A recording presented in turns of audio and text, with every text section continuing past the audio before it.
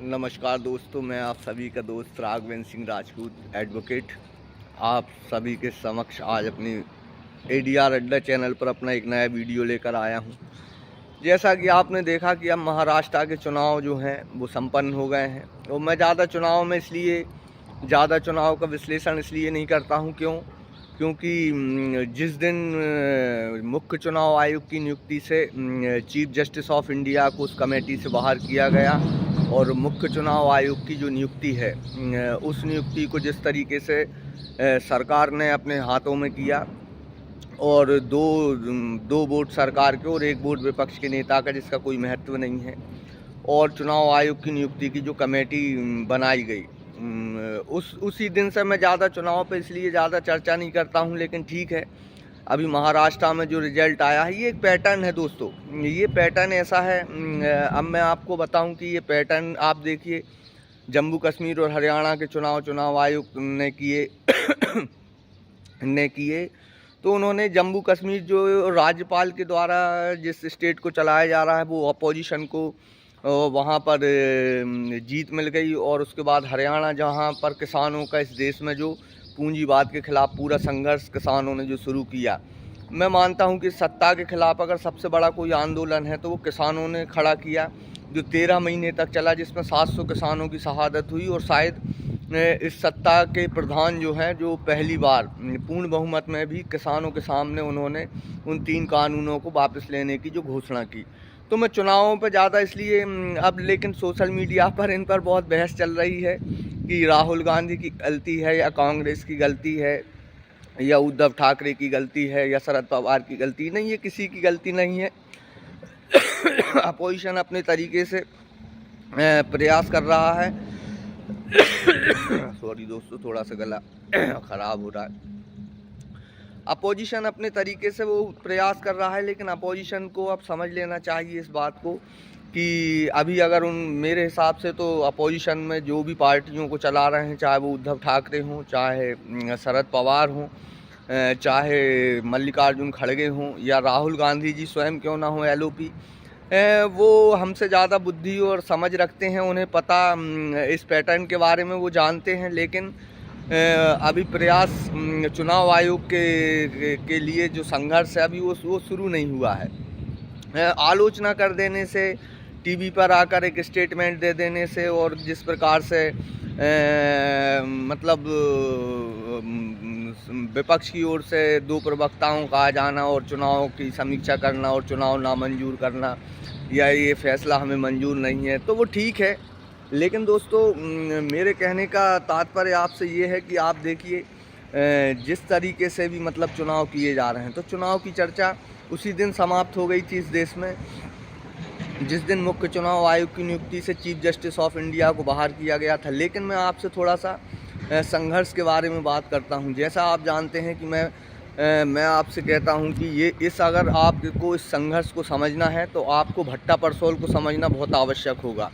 क्योंकि भट्टा परसोल वो ट्रिगर पॉइंट था जहां से पूंजीवाद ने अपनी धमक,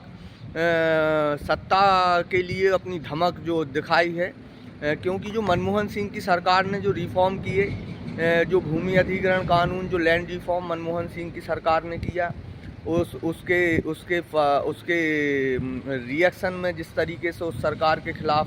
एक माहौल तैयार किया गया और आंदोलनकारियों को और आंदोलन हुए और उस सरकार की क्रेडिबिलिटी को, उसकी विश्वसनीयता को जनता में परोसकर और फिर पूंजीवाद जिस तरीके से सत्ता में आया है, तो सत्ता में जब पूंजीवाद आया तो मेरे हिसाब से राहुल गांधी जी को तो इस बात का पता है। क्योंकि भट्टा परसोल का जो ट्रिगर पॉइंट था वो उसके जो रचयिता हैं, मेरे हिसाब से उसके रचयिता राहुल गांधी जी हैं, जिन्होंने उस लैंड रिफॉर्म को मनमोहन सिंह की सरकार से कराया। और उस समय भी कुछ पूंजीपति जो ताकतें हैं, जो पूंजी को चलाती हैं, वो उस सरकार में भी ये चाहती थी। उसमें माननीय शरद पवार जी हैं। जैसे कांग्रेस पर एक आरोप लगता है, कांग्रेस के प्रवक्ताओं पर टेलीविज़न पर, कि ये सारे कानून, जब 3 कानून आए थे तो उन्होंने कहा कि कांग्रेस की सरकार में में भी जो लोग उस समय मिनिस्टर थे तो उन्होंने भी इनसे मिलते जुलते कानूनों को प्रपोज़ किया था मंत्रिमंडल में, लेकिन उसे अस्वीकार किया कैबिनेट की मीटिंग में। लेकिन वो उस समय भी कुछ लोग पूंजीवाद का जो समर्थक धड़ा है इस देश में, उसमें मैं शरद पवार जी को एक मानता हूँ। और शरद पवार जी जिस तरीके से अडानी जी को भी डिफेंड करते हैं। लेकिन मैं दोस्तों इस संघर्ष के बारे में बात कर रहा हूँ, तो किसानों का जो संघर्ष था वो हरियाणा से, तो हरियाणा को चुनाव से मैनिपुलेट कर दिया गया। तो चुनाव की निष्पक्षता पर तो किसी प्रकार की कोई चर्चा करना समय मतलब अपना समय नष्ट करना है और अपने समय का दुरुपयोग करना है, मैं ये मानता हूँ एज ए अपनी समझ से। क्योंकि मुझे पहले से ही मुझे ऐसा लग रहा था कि महाराष्ट्र जो है, महाराष्ट्र की जो हार है वो तय थी। वो सब पहले से ही चुनाव आयोग जो जिस तरीके से पैटर्न पर काम कर रहा था, तो चुनाव प्रोडिक्शन करना कोई ज़्यादा बड़ी बात नहीं थी। लेकिन ठीक है, जो भी रिजल्ट आया। लेकिन मैं आपसे ये संघर्ष की बात करता हूँ। अब आप देखिए, एक बहुत बड़ा घटनाक्रम इस चुनाव के बीच में जो हुआ है, जो कि अमेरिका से हुआ है। अमेरिका से ये जो चुनाव में के बीच में जो इस देश के सबसे बड़े सबसे बड़े ठेकेदार कहूँ या उनको इंडस्ट्रियलिस्ट कहूँ या क्या कहूँ, मुझे समझ में नहीं आ रहा कि जो अडानी ग्रुप के जो एनर्जी प्रोजेक्ट हैं और जिसके खिलाफ अमेरिका में एक जांच चल रही थी, और वहाँ के कोर्ट ने, देखिए दोस्तों, ये हिंडनबर्ग रिपोर्ट नहीं है, ये अमेरिका की जुडिशियल इंक्वायरी के तहत जिस तरीके से ये वारंट जारी हुए हैं, और देश का सबसे बड़ा पूंजीपति जो है वो अब अमेरिका की धरती पर कदम नहीं रख सकता है जब तक उसमें कोई सेटलमेंट या कोई दूसरा निर्णय जब तक नहीं आता है। और हिंदुस्तान एक देश है, राष्ट्र है, तो प्रत्यार्पण संधि जो है अमेरिका के साथ, तो अब आने वाले समय में हमें ये देखना होगा कि किस तरीके से देश की संपत्ति को, देश की संपत्ति को, जैसा मैं आपसे कहता हूँ, ये पूंजीवाद के खिलाफ पूरी लड़ाई। आपने देखा होगा, जैसे ये खबर आई तो शेयर मार्केट टूटा, और जब शेयर मार्केट टूटा तो आपने देखा होगा कि हिंदुस्तान के जो PSU हैं, जैसे LIC है, मैं इसलिए इस बात की जिक्र करता हूं कि एज अ इंडियन सिटीज़न, मुझे as a advocate, as a Indian citizen मुझे मेरे दर्शकों से और मेरे व्यूअर्स से, जो मेरे वीडियो को देखते हैं, उन्हें इस बात की जानकारी होना चाहिए कि शेयर मार्केट को संभालने के लिए जिस व्यक्ति के खिलाफ अमेरिका की कोर्ट ने जो वारंट जारी किया या जो भी इंक्वायरी वहाँ पर ऑर्डर हुई है, आप देखिए उस कंपनी में हमारे हिंदुस्तान के PSU, जिसमें हिंदुस्तान के लोगों का पैसा रखा हुआ है, चाहे वो LIC हो, चाहे वो स्टेट बैंक ऑफ इंडिया हो, जो भी PSU है हिंदुस्तान के, उसमें हिंदुस्तान के लोगों का पैसा है। और ये PSU जो हैं वो किसके निर्देश पर, किसके आदेश पर इन कंपनियों के शेयर्स खरीद रहे हैं, जिन पर यूनाइटेड स्टेट ऑफ अमेरिका जैसे देश में जिन पर इंक्वायरी बैठाई गई है, जिन कंपनियों के मालिकों पर और ऑनरों पर, उन कंपनियों के शेयर से LIC की किसके आदेश से खरीद रही? क्या LIC में ऐसे लोग बैठे हुए हैं जो इस तरीके से देश के लोगों का जो पैसा है, जो जीवन बीमा का पैसा है, जो उनकी बचत का पैसा है, उसको इस तरीके से खतरे में डालने का उन्हें कोई अधिकार नहीं है, लेकिन ऐसा किया जा रहा है। तो शेयर मार्केट को बचाया जा सकता है, लेकिन मैं लॉन्ग टर्म्स में देखता हूं कि इसमें ये जो कार्रवाई हुई है, इसमें आप देखिए कि हिंदुस्तान की इकोनॉमी का एक बहुत बड़ा हिस्सा जो गौतम अडानी जिसको रन करते हैं, अगर किसी भी प्रकार की कोई आपत्ति विपत्ति या आप देखिए कि अब अमेरिकन बैंक और दूसरे बैंक्स और कनाडा में जिस तरीके से कार्रवाई हुई, श्रीलंका में जिस तरीके से कार्रवाई हुई तो अब इन कंपनियों को बाहर से कोई भी बैंक इनको लोन नहीं देगी। लेकिन हिंदुस्तान के PSUs का जो पैसा लगाया जा रहा है वो खतरे में डाला जा रहा है, और इसलिए इसकी मैं बात करता हूँ, इसके लॉन्ग टर्म जो होना है परिणाम। अब आप देखिए, संघर्ष जब पूंजीवाद के खिलाफ होता है, तो मेरा ये मानना है कि जब लोग अपने आप को ज़्यादा बुद्धिजीवी समझने लगते हैं, तो शायद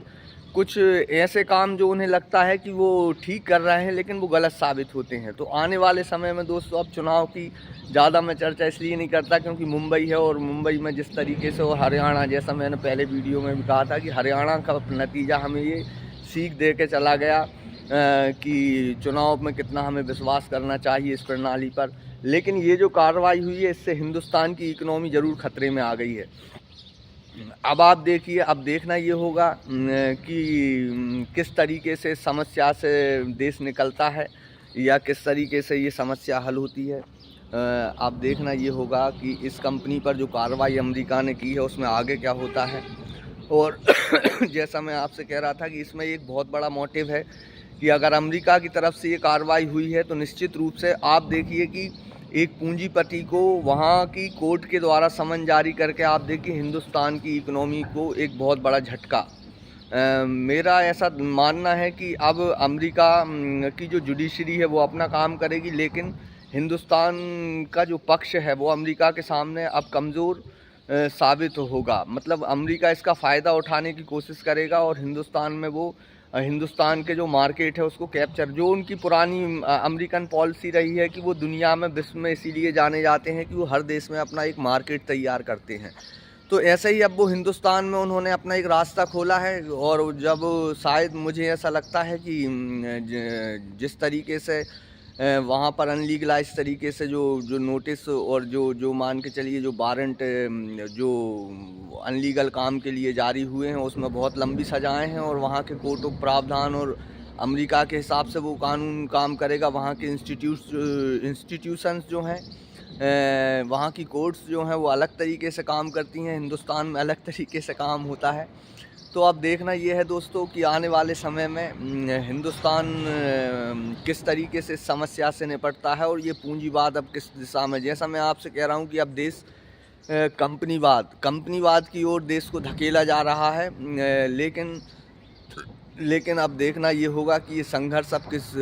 दिशा में आगे बढ़ता है। बाकी चुनाव में आप जानते हैं कई तरीके के विश्लेषण चल रहे हैं,